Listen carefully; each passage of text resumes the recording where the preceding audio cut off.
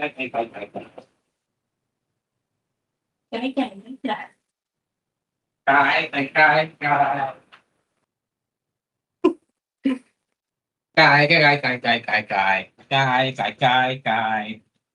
Come on, finish it. I send you a photo. Come on, finish it. Okay. There we go. Now we're talking. Anyway. We'll start every meeting with me bitching and complaining about something in Thailand. Cool. So today, I needed to get bank statements from the Bank bank. statement. Yeah. Yeah, so just so that you know, because I've got friends back home too, right, that like never left the United States. And Mhm. they don't know what things are like in different places, right? They think Yeah. that whatever it's like in the United States, it's like that everywhere. And that's not true.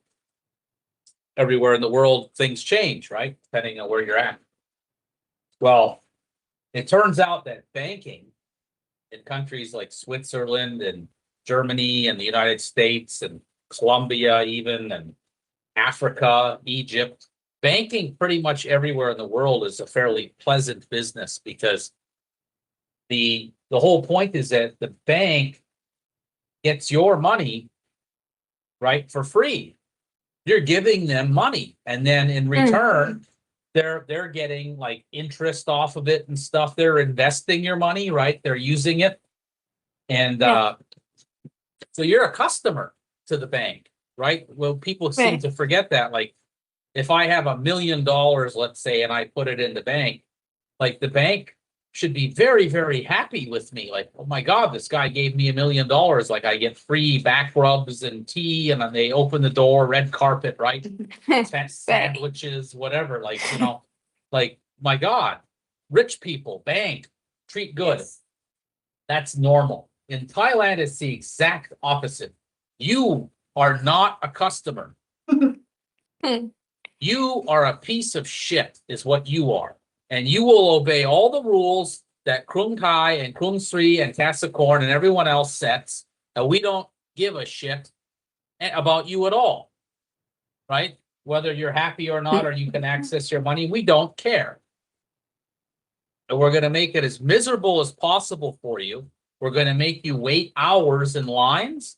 And then we're going to tell you that we can't do what you came for because you're missing something or whatever. So I've had significant problems with banking in Thailand over the years, to the point where I just can't take it anymore.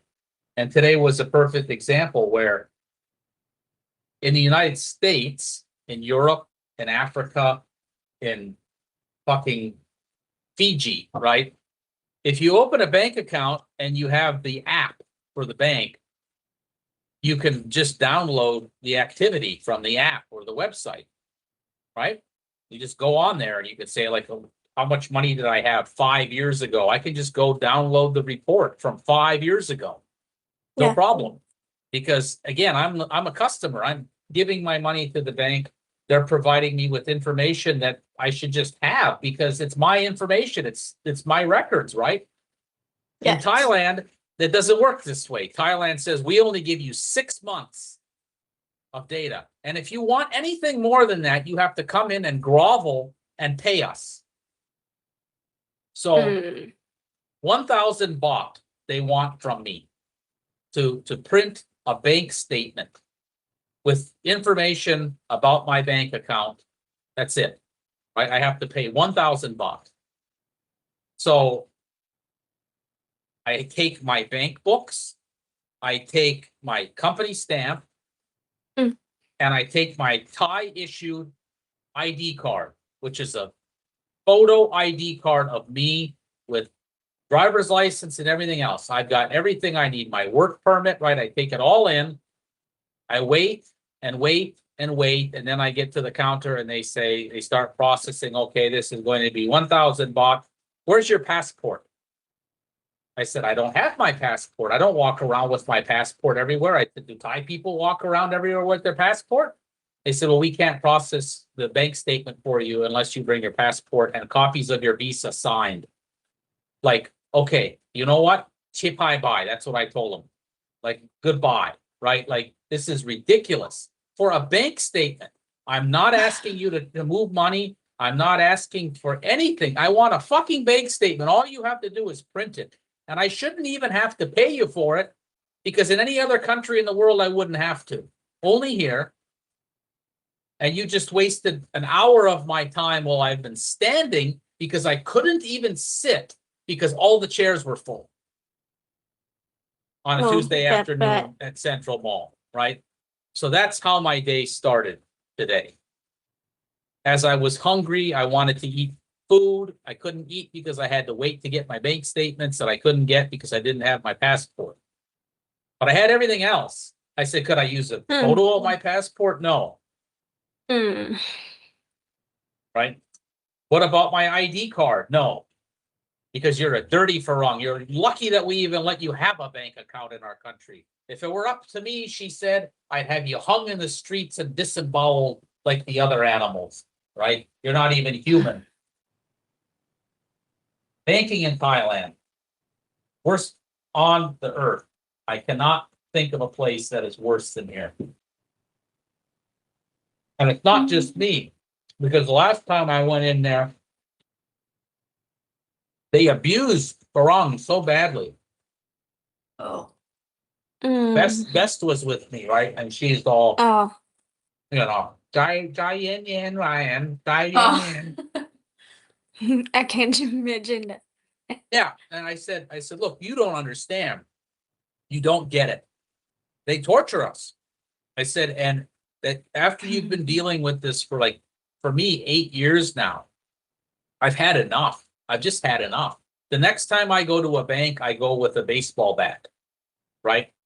And you laugh, but I tell you what, that Krung Sri branch, I've been going to that place for a long time, and in the past, I could reach across the counter and touch the people at the bank, right? You sit down, you give them papers.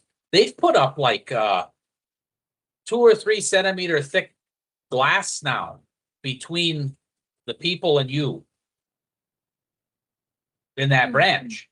So that's new, where I can't even hit them with a bat anymore because they have this barrier, right? And that's because what happened with Best. So we had to go 4 times to this branch because every time I go, they bitch about something, right? I bring the company documents and they say, well, these documents, you need to make a new one because it's more than 3 months old, right? Okay, go and get the new documents, come back. And then they say, well, now you have to get a new copy of this, or this isn't right.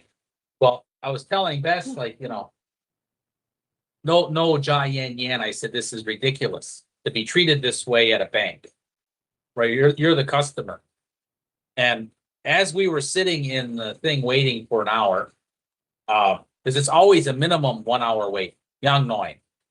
Pokati nung chamong song chamong, right?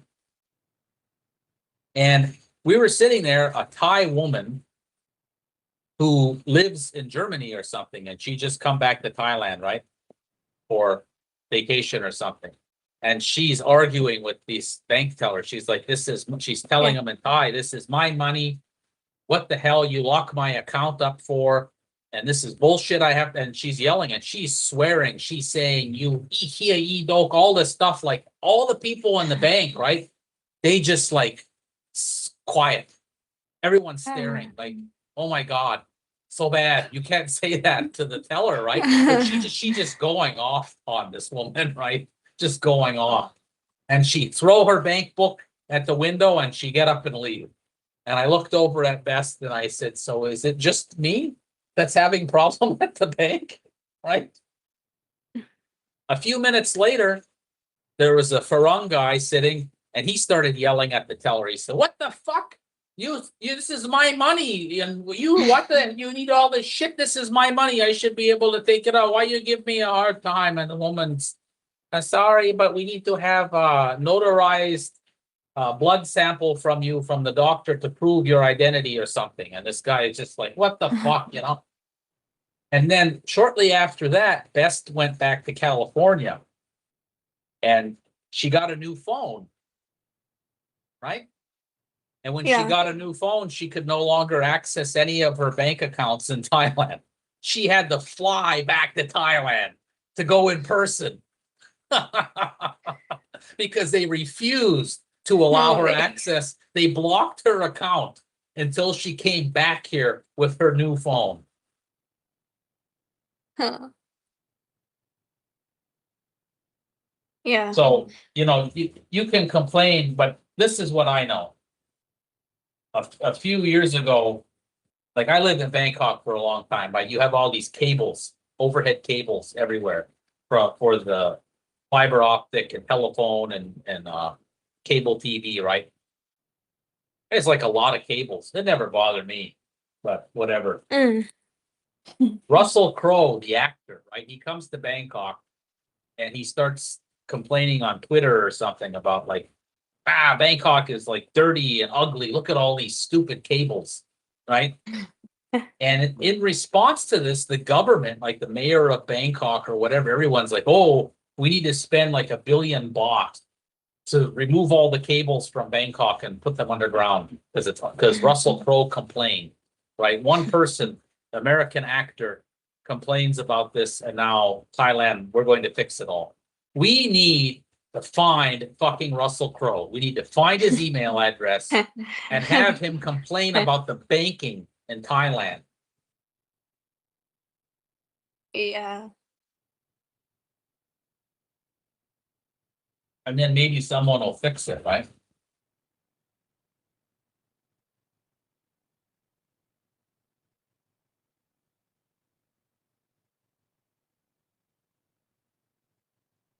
It's unbelievable. And the bad thing about it is when a government wants to control its people, right? The first thing that they do is they control your money and banking. Because if you strip a person from their money, they're powerless, right? The government can make you do whatever you want. And I did read something in the news about some Thai people that they were accused of being scammers, and they were locked out of their bank account for like 6 months or something, right? Like couldn't pay bills, couldn't eat, no money. Bank locked them out. Like, well, we have to do an investigation because you were flagged as a scammer.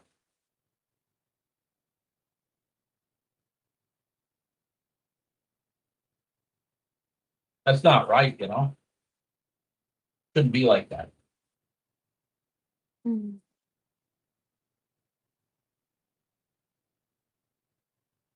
The same Thailand that brought us wonderful, whimsical things like guy, right? Has got a draconian and awful banking system that Mm. basically exists to punish people. You're not a customer. It's not your money, it's their money. Anyway, Treat you so bad. yeah. Every day, we'll do a 10-minute what's wrong with Thailand?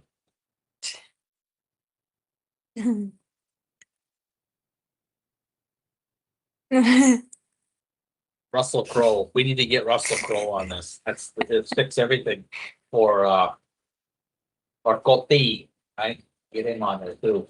Email him. Bye. Có tiền. He's your buddy? He's in the Rayong Mafia, right? I have no idea. Go get them. Finger. All right, so how's everything going? Other than I think yesterday we were talking about looking at some of that RW stuff. Yeah. Making map right. For today. Yeah. Mhm. So can someone share their screen that's got that project open? Okay.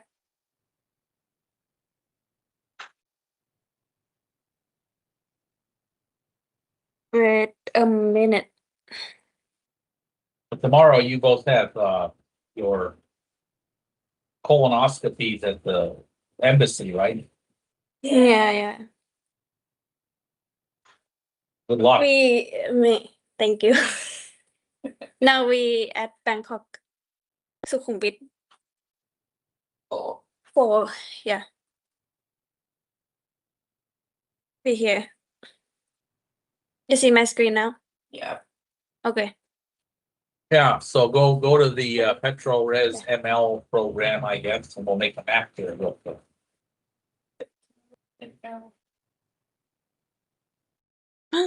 Right. Okay.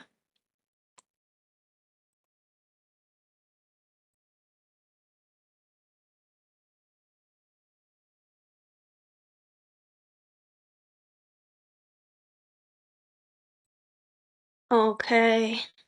I'm here. And here.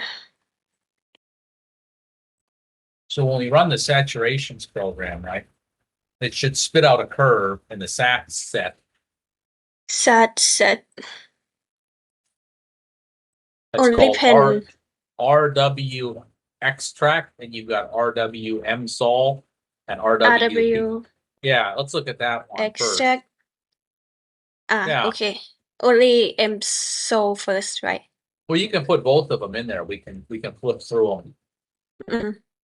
That's Got it. not a problem. Extract, right? Okay. Anything else? YT. No, that's good. And then Okay. hit the Only M button. pen. Yeah. Cisco, no? Okay. M. M. M for map, P for plot. Mm-hmm. Okay. So this is interesting, right? This is what you want to do a screenshot of to show Harper. So that's the extract, and then let's look at the MSol one. Yeah. So yeah, there's some stuff going on here, right? Extract model, but we have some spreadsheets and things that we recently found.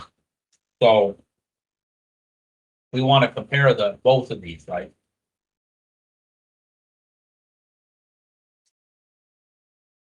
The So other I thing- will open. Yeah. You need to see spreadsheet. These are new spreadsheets that we found on the network yesterday. But the other thing we want to look at is the RWP50.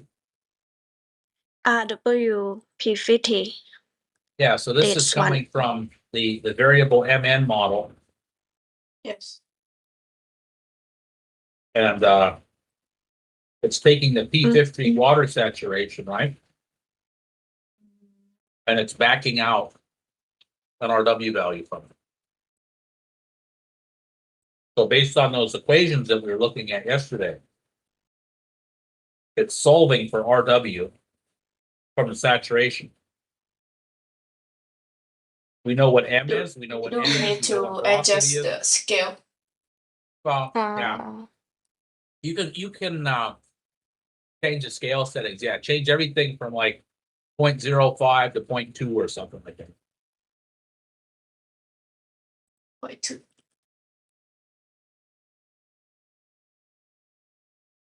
Good. That's okay. Yeah. Okay, now kind of flip between them. If you flip to the first one. Did you put all three of them in there? You got all three, right? Timeline? No, just leave it like it is, but go to the first RW. เปลี่ยนทุกอัน เป็นทุกอัน So that one's got, yeah, we'll do the same thing, 0.5 and 0.2, kind of look at that. Okay, yeah, and that's fine, right? That's, we've got, so I think that 0.5 to 0.2 will work for all Or of these. extract. Yeah. We'll just have to take screenshots of each of the three. So go ahead and do that and put them in a PowerPoint. So that they're Wait, consistent.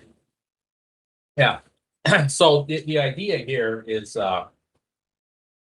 based off of that equation that we looked at the other day. We've got one model here that's using an MN equals 2. That's the RWM sol. So that's coming from the mineral solver. I don't know if you've made it there yet too. Have you? Just a bit.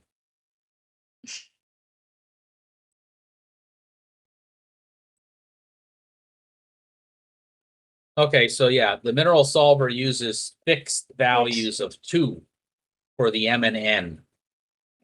So that's the RWM sol is the actual parameter that was picked using the saturation picket plots.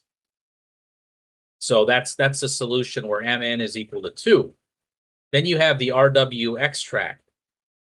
And that's actually coming from a 3D property model that was built using salinity data from the wells. So that's something also that we can look at, the two of us at some point to kind of revisit that.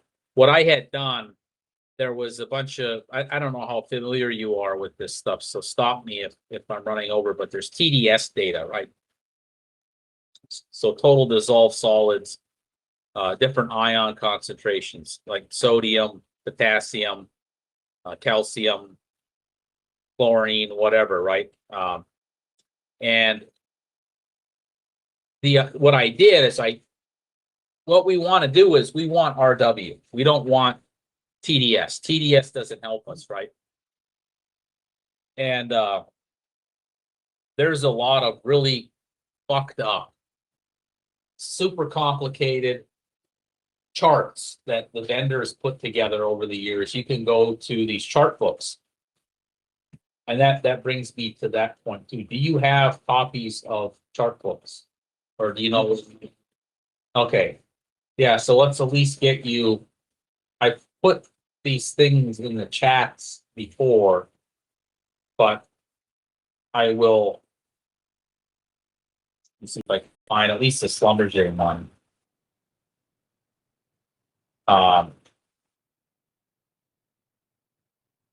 Where is the Schlumberger? What is this? Theory, numerical simulation. Hello. Differential equations.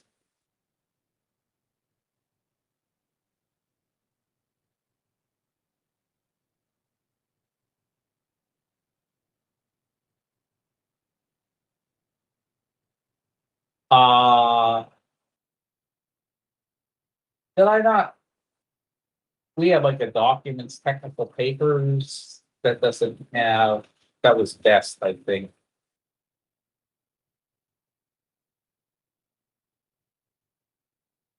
Mm. I've got it somewhere. Hold on a second. Otherwise, I'm gonna forget about this. I forget about things. We too frequently use the.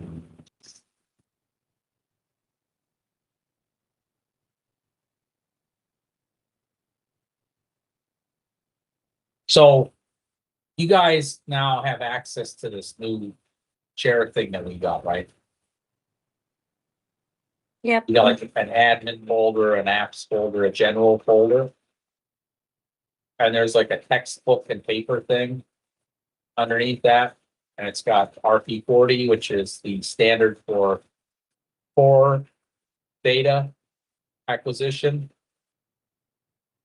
I'm going to drop some files in there that should upload some books and stuff. Some Okay, I see. there should be a Schlumberger log interpretation charts thing in there now. You see that? Yeah, I see. Now, Okay. so if you open that up and go to, I think it's like, hold on one second, I've got some. There's it's in the beginning there that it deals with like mud stuff. I think it's Gen 8 is what it is. If you go to that page, someone wants to share their screen and open that up, go to Gen 8.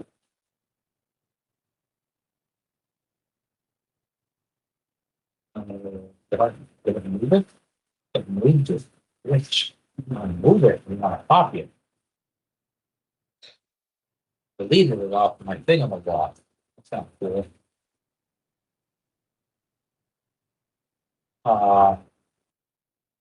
Put some more stuff in there. Curtis Whitson's PVP book, very good one.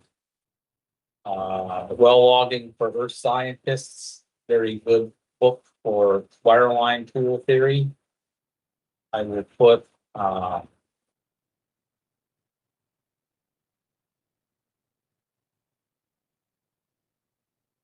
Petroleum Engineering Handbook, Volume 5 in there, which is a pretty good one too. And on the frac side, there's an Economides, Michael Economides and Ken Nolte wrote a book on reservoir stimulation and fracking. Kind of, anyway. So Gen 8.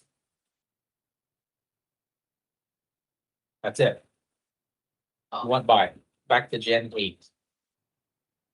Gen 8.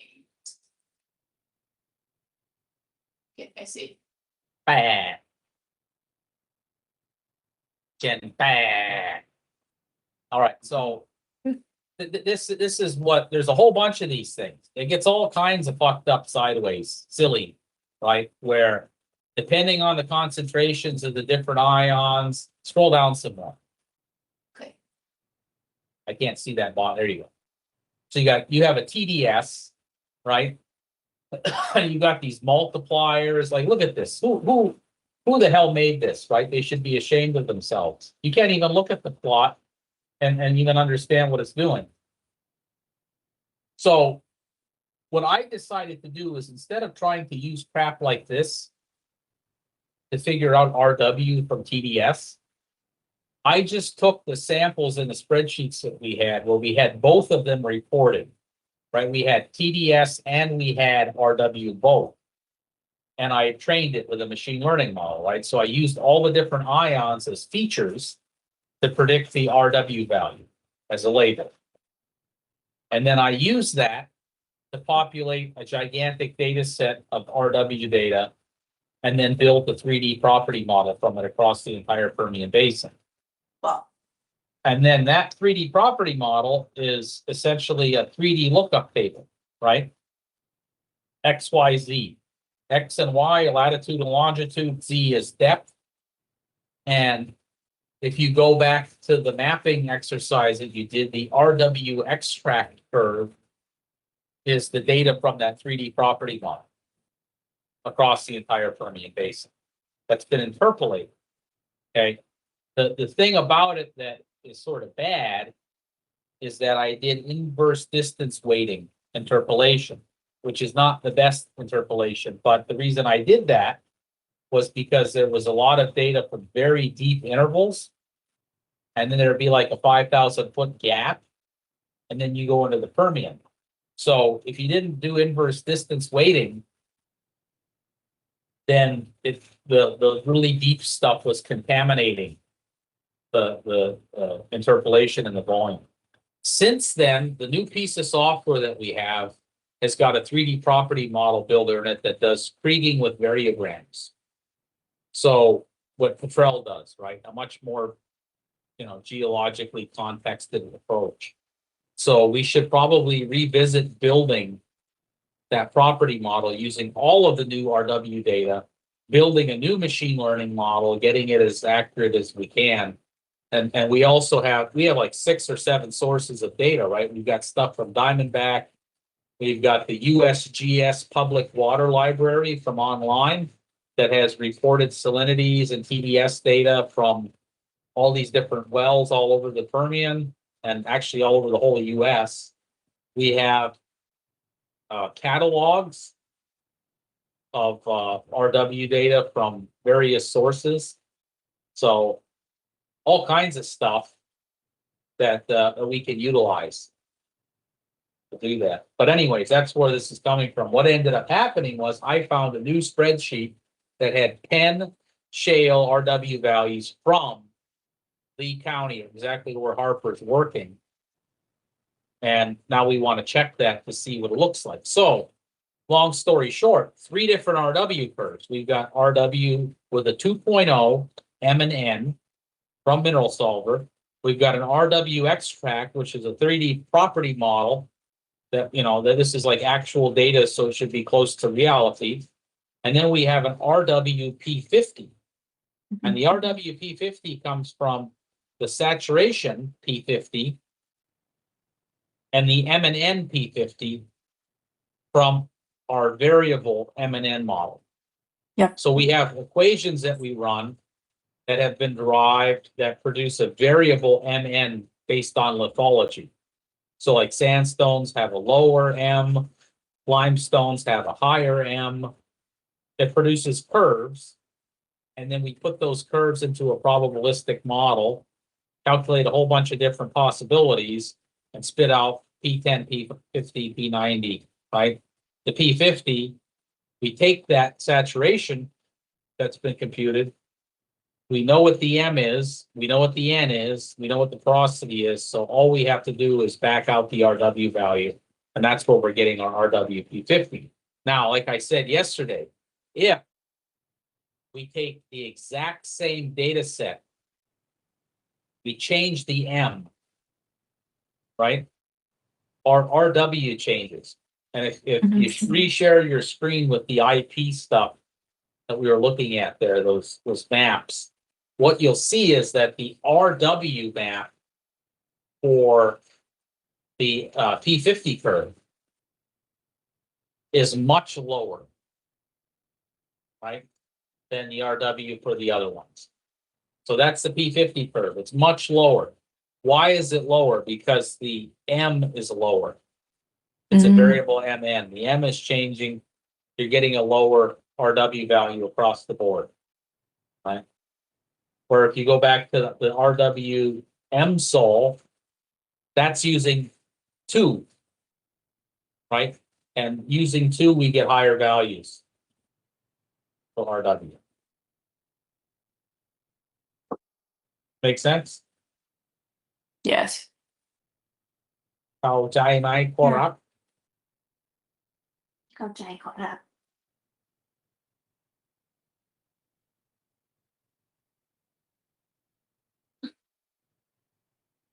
Okay.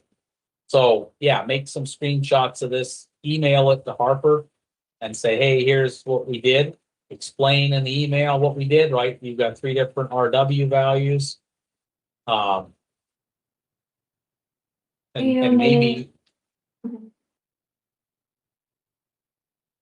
maybe it's just, we already have a chat, right? Going with Harper between the 3 of us, right? I just need to add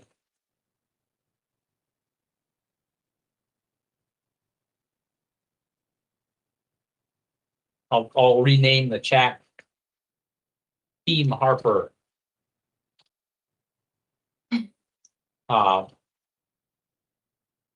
Harper and baby dogs. And baby ducks.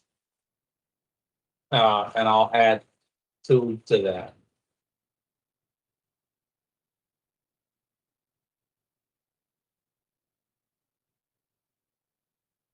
Okay. So yeah, you could just cut and paste those screenshots into that chat Oh, and say, hey, here's what we're doing. We're looking at RW for you over the 10 Cisco. We've got, an MN equals 2 model from the Mineral Solver picket plots, right? We, interpreted it using the picket plots. Here's what the RW values are. We did an extract from our 3D property model. Here's what they are. And we did the P50 saturation one. Here's what they are. And you've got three different looking RW values for Harper. Harper.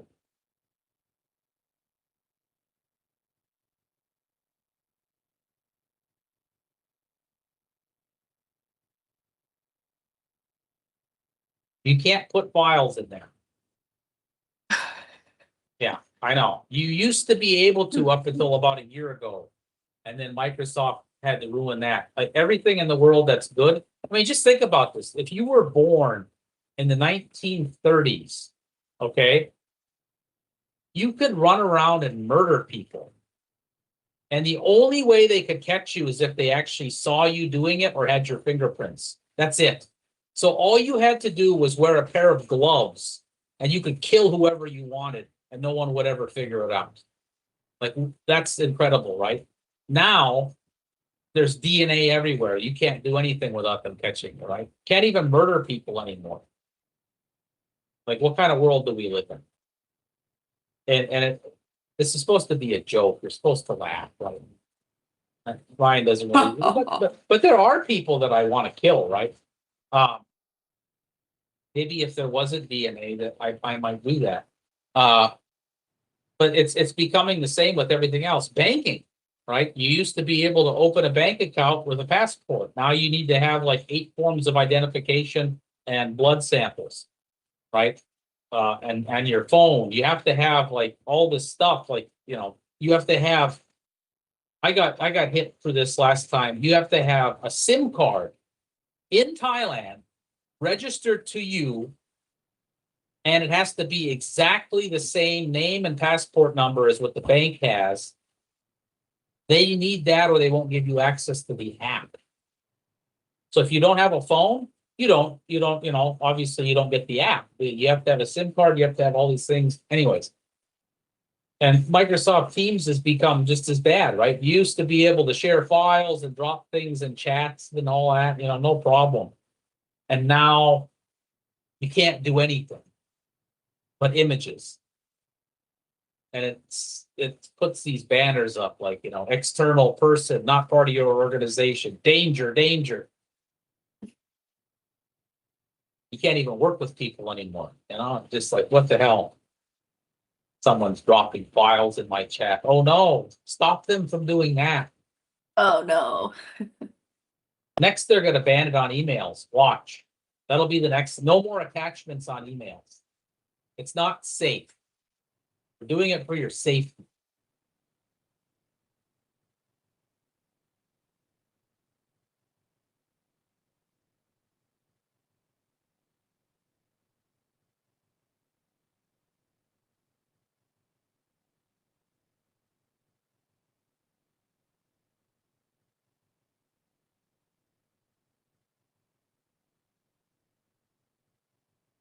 Doing it to keep you safe.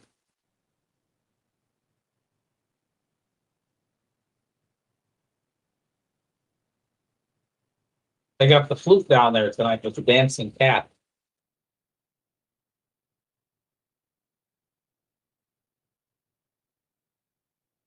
Belly. No.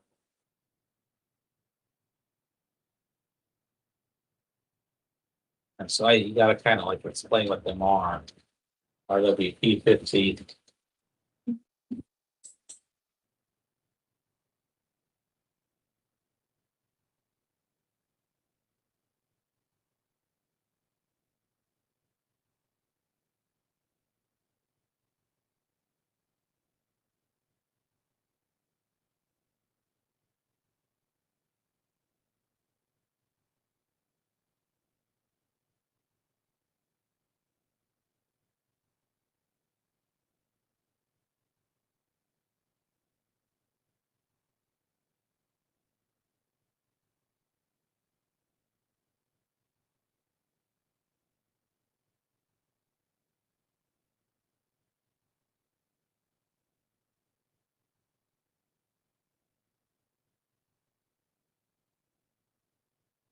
All right. So hopefully everybody understands Archie's equation now, right?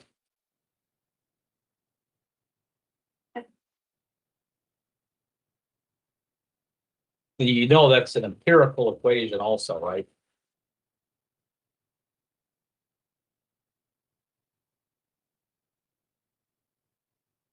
Simandu.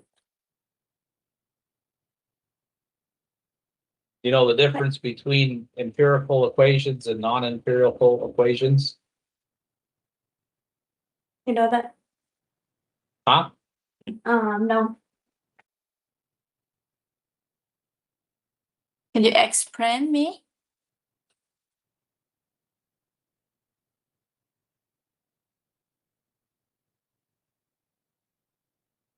Look at that. Hi, Alex. Whoa. Uterus.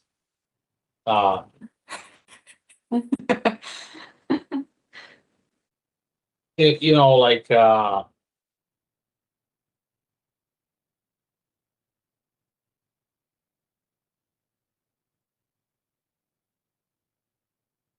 have some equation, right? Yeah. Pressure is equal to force divided by area. Something like that. Mm. These are like fundamental physics equations, you know, in mathematics, right? This gets like really deep into number theory and shit, but you know, you ask the question like somebody throws a ball or whatever too, right? You can model the path of that ball. You know, it just so happens that physics is like, Projectile. well, you've got a parabola, right? You've got some you know, some function that has how would you say this? It's some mathematical equation, right, that we create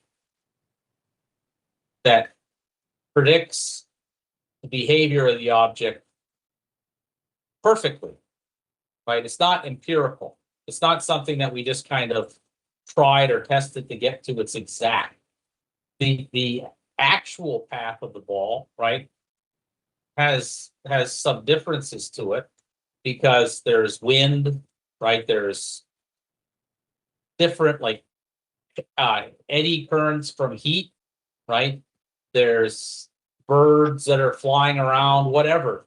It doesn't exactly match that parabola, but if we had a vacuum with nothing in it, right, and we still had gravity acting on it, which is part of what, you know, goes into this equation, all this basic 1D sort of kinetics, physics stuff, it would follow the parabola exactly.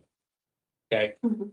so we kind of like check this thing off as saying this is a fundamental equation, or in this case, it's the trajectory of a ball under the influence of gravity with both vertical or lateral and vertical displacement, right? So you have a velocity, initial velocity, it goes up and then it comes down and it always follows that shape. An empirical equation means I've got some process that I'm trying to model that does something like that. And I don't have some equation I can just go to that I already know, right? Like a mathematical equation that has a shape like a parabola, right? I've got to figure out using whatever I've got to see if I can approximate this. So empirical equations mean people are just trying shit out until they find something that sort of fits the data, right? They're just throwing whatever they've got at the data. Maybe I get a function that looks like this, right? Or whatever. Or I make up special rules like, well, if the value is greater than this, then I fit it with this function, right? Which fits the peaks. And if the value is less than that, on the bottom, I use a separate function to fit the valleys. And then I stitch them together, right? Which makes the final function that looks like the blue curve, right? This is empirical. So the work that Gus Archie did, Mhm. you know, he's got some core plug or whatever, right? Mhm. And Yeah. Mhm. he says, I want to understand how to calculate saturation in that plug. Right? So I got to know a couple of things. You know, I got to know what saturation is. So I set that state, right? Mhm. So I now know saturation is equal to something, right? Something about the rock. But I don't know what. So now he's thinking, okay, well, wait a minute. I know that rock's full of water, and that water's got an RW value. So RW's got to be in there somewhere, right? Yep. And then he's saying, well, I got pores in here, right? So like porosity's got to be in there somewhere. Because that tells me how much fluid I got matched up with the RW, right? Because what else I got to worry about? I got to worry about the total resistivity value of the whole system, right? Mhm. Because that tells me about the matrix. And it tells me about the pore filling fluids, right? So I got that in there somewhere. And then, so I know these things got to be in my equation. Okay, done, right? So build me an equation now. And so he's got experimental data that he's working with, right? And he's Yes. trying to make this work. And it won't fit. Like it's not working. Like I'm missing something. So he keeps thinking, well, wait a minute. What about M? What about, and this is something this guy invented, right? He just came up with this M. The M didn't exist before Gus Archie. Gus Archie made the M. He called it M. Yeah. He could have Mhm. called it P, or he could have called it, Charlie or Delta or Epsilon or Yeah. whatever, right? Uh-huh. But he called it M. And he said, okay, I think this is something to do with, how these grains are cemented together or whatever, right? Yeah. And so I'm gonna put that in there. And where's he gonna put it? Is he gonna put it on the RT? On the RW? He probably tried all these things, right? Just, Mhm.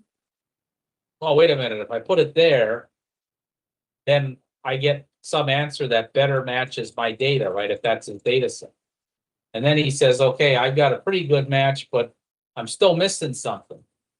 Like, and he was thinking about it. He says, well, wait a minute, what about that saturation gradient? Right? Yeah.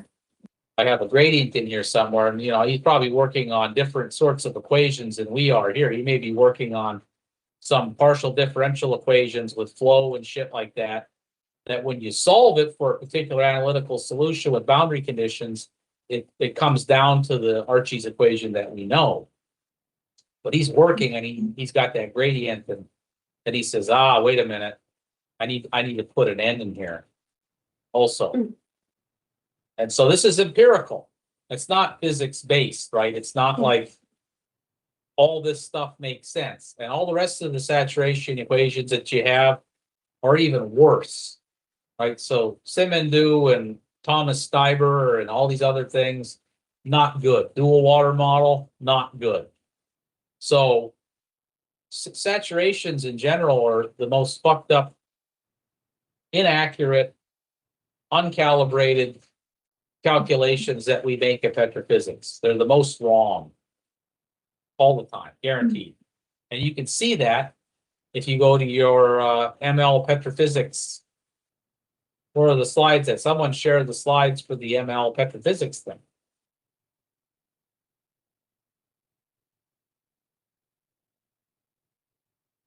And we're not even Wait a minute. comparing this. We're not even comparing it to actual calibration data, which we have. All we're trying to do is just predict the damn thing, and we still can't even do that right. ML, right? Yeah, there's somewhere in there you've got like the dashboard stuff, right? That where's Dashboard. where's the dashboard stuff?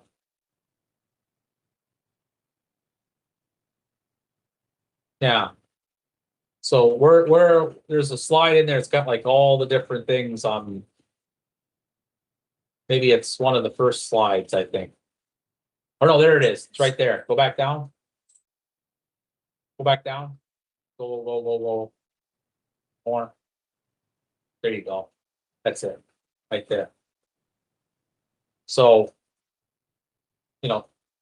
whatever, like get rid of dolomite, like I don't know why that's in there because we had some problems with neutron or PE normalization, right? But Mhm.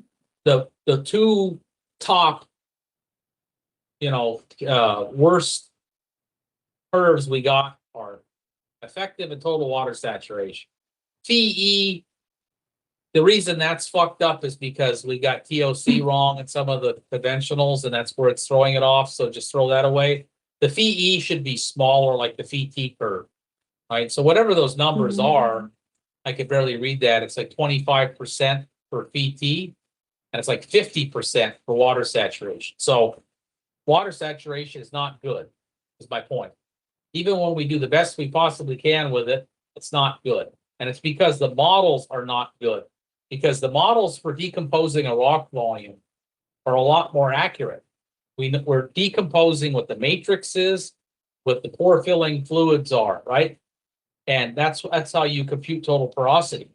And we're able to compute total porosity fairly well because that's more of a physics-based approach, right? We're doing an inversion for all these matrix endpoints, stuff like that. We know what the fluid properties are, so we can figure out based off of the physics-driven log response what that porosity must be.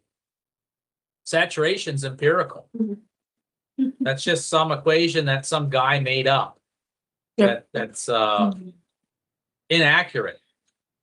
And as you can see, right, based off of the stuff that we sent to Harper there, Mhm. and you could also even make those same maps that you just did, but instead of plotting RW, plot saturation, right? You could plot SWT from mineral solver, SWT underscore P50 from the saturations probabilistic thing, and look at the differences between the two of them, right? And that also tells you how much those things change based off of the parameters, right? And if you think about it also, even Archie's equation itself has a lot of parameters in it. It has a lot of unknowns. Every single variable in it is basically an unknown, right? There's no like constants or anything like that. It's just one big ass unknown thing, right? M, porosity, N, you got RW, RT. RT is the only thing that we know, pretty much, right? We got one thing in there that we know what it is, and everything else is very high uncertainty. So when you roll that all together, it's actually a miracle that we can even predict saturation to begin with.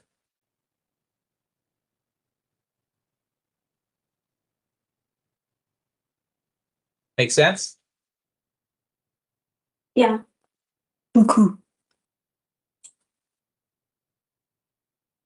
Okay, so I guess good luck tomorrow. Wear your American flag hat. Don't say anything bad about Donald Trump. Remember, don't bring a computer with you. Yeah. And other than that, I went into the Flying Dutchman thing and hammered out a couple of wells. Well, let's see if we can wrap that thing up by the end of the week. Okay. Okay. Not Good, too much. good. All we got to do is just finish the editing, really get that to Jorge. Be nice if we could get that done before the Thursday meeting to give to him at that meeting. And then to continue working on Daniel's stuff in the ML project slides, right? To finish that up with the revised dashboard work that Toof did. And whatever Harper's got coming here, right? She's collecting more data to do that normalization stuff she was talking about. So those logs will be coming across sooner than later. We answered some of the questions she had about RW right now. And I think that's about it for that. On the completion side, I had a 1-hour chat with Doug today about some of the simulation work results. We were looking at net pressure plots and stuff like that. I think he's going to make some plots, and he maybe had some things that he wanted us to look at, but the basics of it are that I have been using his data to write my own fracture simulator, right? So the last 3 weeks or so, 4 weeks, since I got back from Australia, whenever that was, I've been basically working nonstop on this frac simulator. And I've been using the StimPlan data to help calibrate, right? Because we know that StimPlan is a rigorous commercial simulator, so whatever it predicts should be the right answer. And then we just need to make our simulator match that. And I've been looking at, I guess I'll do this real quick again. I've been looking at, very detailed analysis of these fractures to figure out what's going on. So, the question that Doug had is if you've got a stage, okay, you got a bridge plug there, you got a bridge plug there. So he's asking, how many clusters do I want? I want 1, 2, 3, 4, 5, 6, 7, 8 clusters, right? 8 cluster design. Yeah. So when you pump on this in the simulator, what ends up happening is you get a frac here at the first cluster, which of course is not even fucking close to where that cluster is. You get a frac there at the first cluster. You get a frac there at the last cluster. And then everything inside here looks like that. So this is if you were looking down at the fracture in the ground, right? This is the half length XF, they call it, right? So that's what ends up happening. The real reason for this is that you're in a carbonate system, and like when you create these simulations that estimate or predict what happens in reality, the whole point of it is that you're using computer math and physics to estimate, real processes that are happening. So you've got like this grid, right? The finite element analysis shit. The whole point of it is that you got elements, they're finite, right? And you've got a fracture that opens in the grid like this. And it's a 3D grid, right? When you open the fracture, what actually happens is displacement, right? The fracture displaces the rock. So you have some finite amount of displacement that's happening there, right? What if I got another fracture over here? He's also displacing the rock, right? On both sides. And so is this one, right? So you have displacements happening everywhere. And depending on the properties of that rock, plane strain modulus is what's being used in the simulator, right? If this rock is like a sponge, when you create that displacement, the stress field is not changed, right? Because it doesn't transmit any stress. The sponge essentially fails in a non-elastic deformation, right? Or even you could even say it's elastic, I guess, but it's sort of plastic deformation or whatever, right? In the way that it behaves, even though technically a sponge is sort of elastic, right? Because it's going to rebound when you're done doing what you're doing to it. But the material itself of the sponge compresses and accommodates the displacement that's happening. In rock, in the ground, we don't have that luxury. This stuff is hard. It's dolomite. It's limestone. When you press on it, it creates stress. Okay? And it requires a lot of pressure to create that displacement. If you got a guy next to you and he's pushing over here, right? They're interfering with each other. They're pushing on each other, right?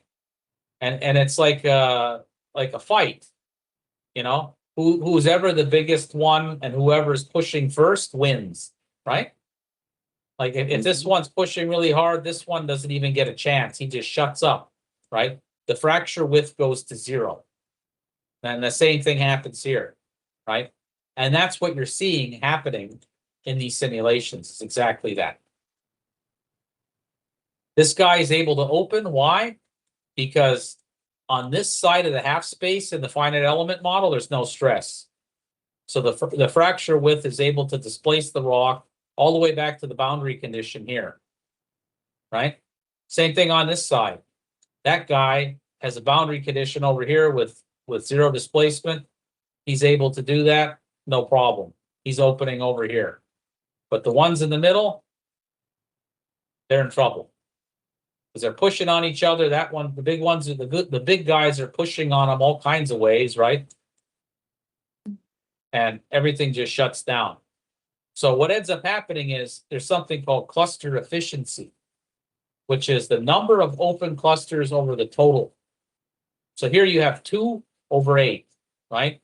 Which is 1/4, which is 25% cluster efficiency, which is bad, right?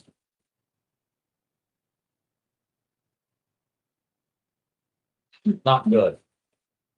So the simulations that we ran, one of the other things that we did is we said, okay, we're going to take that same stage, but now we're only going to put 4 clusters in it. And what you see is all 4 of the clusters are able to open. Because based off of the stiffness of the rock, this distance is able to accommodate the displacement that's occurring from each fraction. So what Doug is concerned about, our customer, is which design do I use? Do I use the 8 cluster? He's got a 6 cluster. He's got a 4 cluster. He's got a 5 cluster. And all the simulation work that I've been doing shows that when you pump into this fracture, right, it creates this sort of geometry usually. And the fracture's opening, right? And it's got this axis down the middle or whatever. So it's like bilateral symmetry or whatever you want to call it, right? Fracture kind of looks like that out into space. So this fracture's got a width. And the width of the fracture depends on how difficult it is to open the rock against SH-min, right? So that's pushing to close the fracture. And inside of the fracture, we've got pressurized fluid. So you have this P net, they call it, net pressure inside of the fracture, which is the total pressure, bottom hole pressure, with the pumping on top of it, subtracting this SH-min, right? So we take like total pressure, if you want to call it that, minus SH-min, is equal to that net pressure, dP. Okay? And the bigger the number you've got here, the wider the fracture that you get. But the fracture model is very complicated, right? Like if you think about little cells on the edge of here, they're leaking fluid off into the reservoir, right? And when you add these things all up, you end up with these volumes. So you've got like a volume injected, right, which is a total amount of water going in. Then you have to subtract the volume of leak off, and you have to subtract the volume of the frac. That it's actually this volume, right, that's occupying this space. So when we pump our treatment, we're worrying about all these things competing, because what we don't want to have happen is like we pump at a very low rate and the fracture starts to collapse in width and geometry because it's being drained of the fluid, right? It doesn't have enough. This dP is sort of a function of the pumping rate, right? And it's also a function of the geometry, like the half length and the height and all this stuff. But so for us, you know, if we need a wide fracture, we have to control some of these things, like how far the fracture is and height and length and so forth. What we don't want to have happen is if you think about sand, right? You got these little sand grains that you're pumping down the well. If your fracture looks like this, Okay. The sand grains can just happily go inside of it. You know, and then they start to pile up down here and you end up with a bunch of sand in your fracture. If your fracture width looks like that and your sand grains are that big, guess what's happening? Right? Boom. You get your sand grains start to pile up in there. Right? They don't go in. Mhm. This is called bridging or screening out. And when this happens, bad shit happens. Really bad shit. So imagine just the case of a vertical well, right? Here's your vertical well. You're pumping all the sand down there. And you're pumping it at 10 pounds per gallon, right? So this shit is like super dense in gel all the way down your well bore. Here's your perforation, there's your fracture, right? And your fracture looks like that. And your sand grain's that big. So they're all fucking piled up. They won't go in there anymore. The reason that your fracture has got a narrow width is because something happened where we were balancing that injected volume, right? And that net pressure where the fracture started to lose energy and it collapsed, right? It got narrower. So when this happens, all these sand particles pile up there. And now what happens, right? You're pumping down this well and I just plugged up my thing. I plugged up my hole, right? Now what?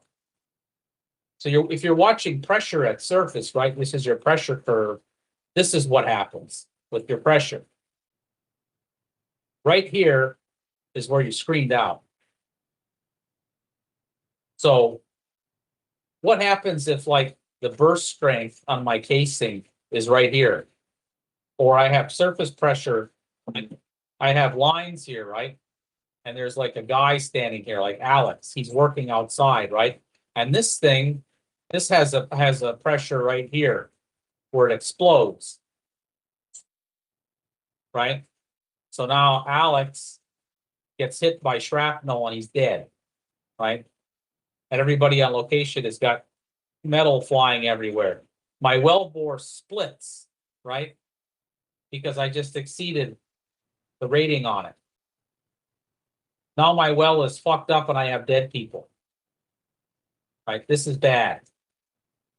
Normally what ends up happening is people that are treating the well, they see this behavior, it goes on unit slope, it starts to increase, and they turn the pumps on. They don't ever let it get to this, right? But the damage that you do, even without that happening, your well bore's fucked, right? After about 20 minutes, this thing turns into this thing. I have the whole well bore full of sand. All the way to the bottom. Right? Now what do I have to do? I've got on surface, right? I got all these frac trucks and everything rigged up on location, all this equipment, right? Very expensive to pump this job. Now I have to rig it all down. I have to bring in a coil tubing unit or a workover rig and get all the sand out of the well. Right?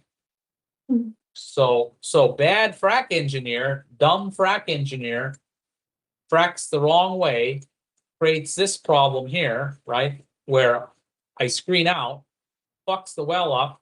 They have to do this, costs 1 million US, right? Or more, maybe more for bucking up. Right? So that's why you don't fuck up a frac.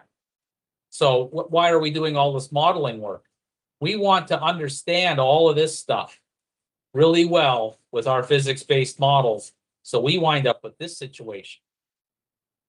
You know, we want a nice big wide fracture that looks like that, right? And we want 4 of them. We want 4 of these things, all equal, because you know, production, if you look at how, you know, if you look at a cumulative production plot, right? You have some oil curve, right? This is a volume of oil, that's time. This thing depends on surface area and permeability. Okay? It also depends on a lot of other things, but these are the 2 big ones. for a fracked well, surface area and permeability. Okay, permeability is the perm of the frac, and it's the perm of the matrix. Two things, because the oil has to be able, like if this is your well bore, right? Goes up the surface. You have your fracture here. The oil has to come into the fracture from the matrix, right? And then it has to flow down the fracture to the wellbore. And then it can flow all the way up the surface. So this is controlled by Km. This here is Kf, which is a conductivity, fracture conductivity, which depends on how much sand you got in there. So the more sand you get, the bigger this is, the more it can accommodate higher permeability formations. Surface area is controlled by how many fractures I have and how big they are, right? So if I got a bunch of little fractures or I have like one big one, they could be the same. But what you'll see is like these things are going to diverge, right? You could have the same perm, same KF, same KM, but my surface area here is smaller. So I get less oil.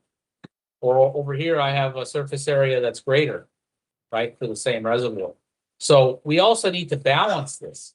Like, yeah, you could put 8 clusters in there, but if they're all shutting down, that's not creating surface area. This is.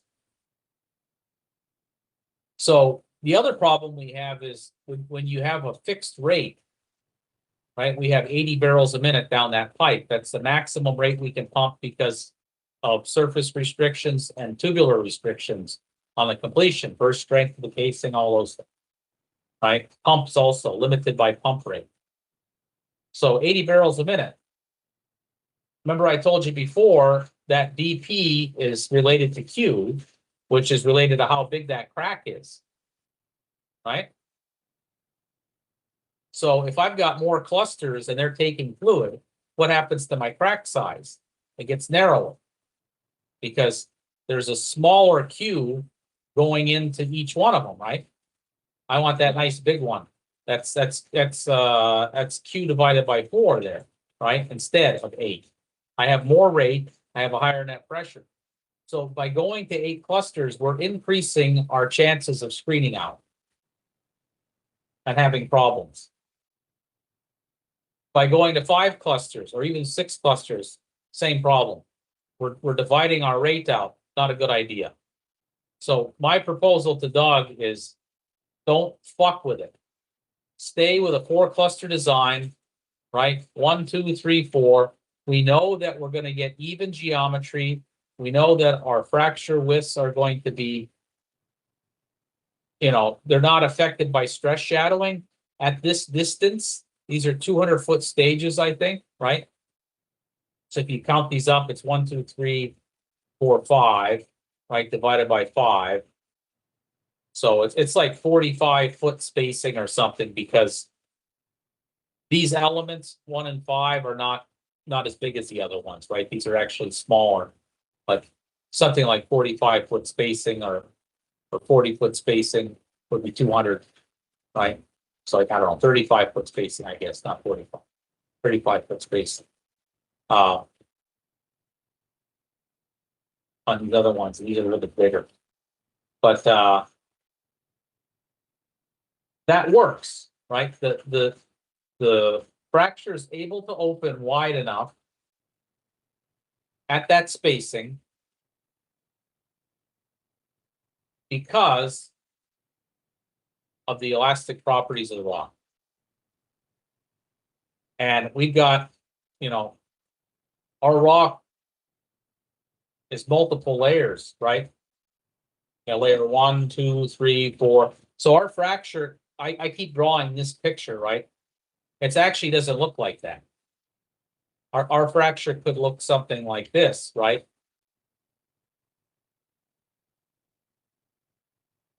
Because here we have high stress layers, high Young's modulus layers, right? The fracture width is narrow. And these are the softer layers where it's wider.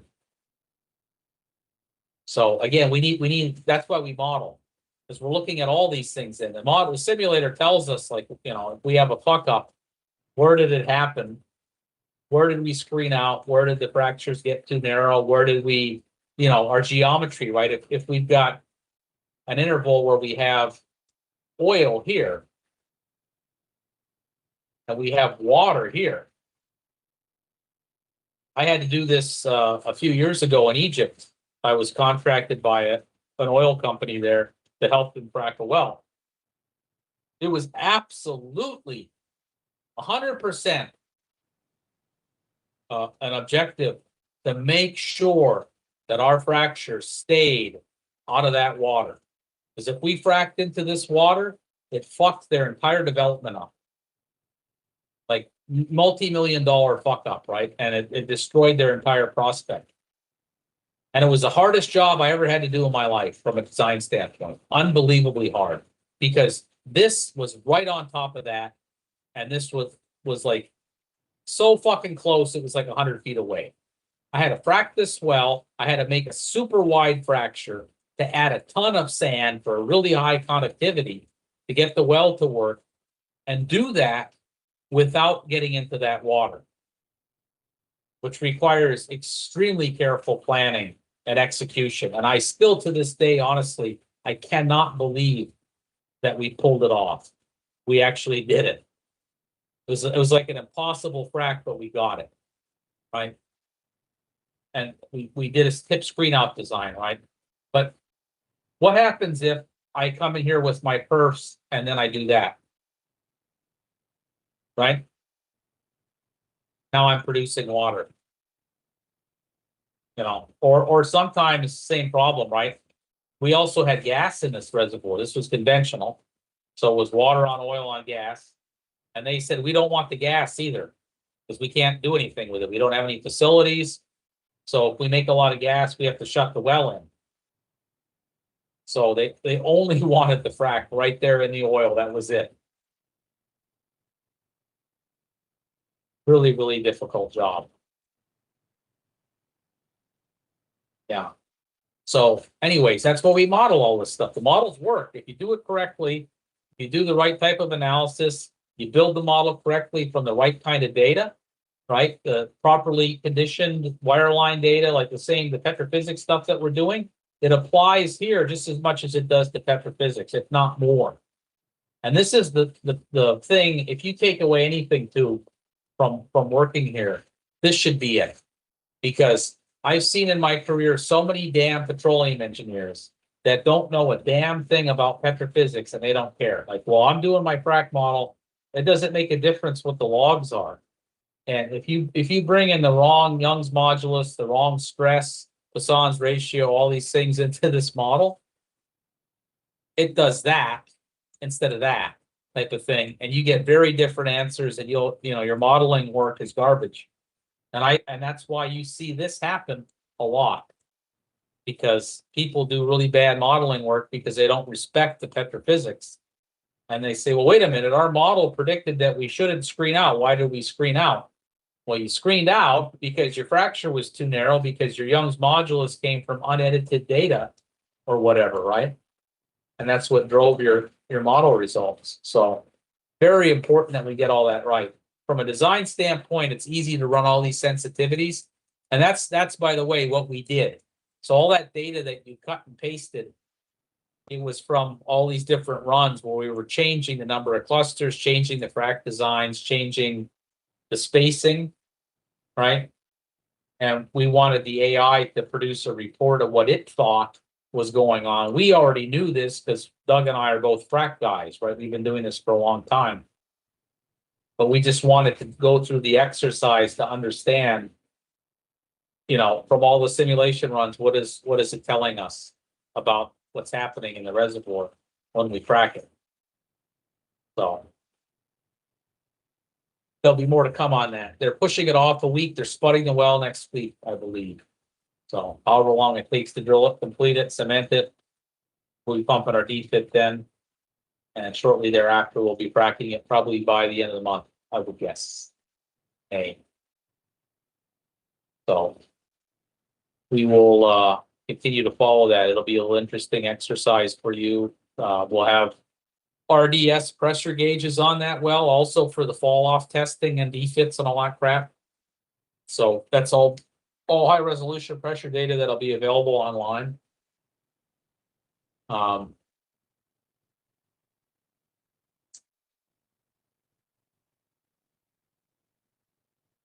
right. So go ahead and get back on the machine learning stuff and all the other projects that we got, and good luck tomorrow. And we'll check in with you Yeah. tomorrow after you get kicked out of the embassy and they steal your phone and Oh no. yeah. Yeah. Thank you, Ryan. All right. Update tomorrow. Okay. Yeah. Bye bye. Bye.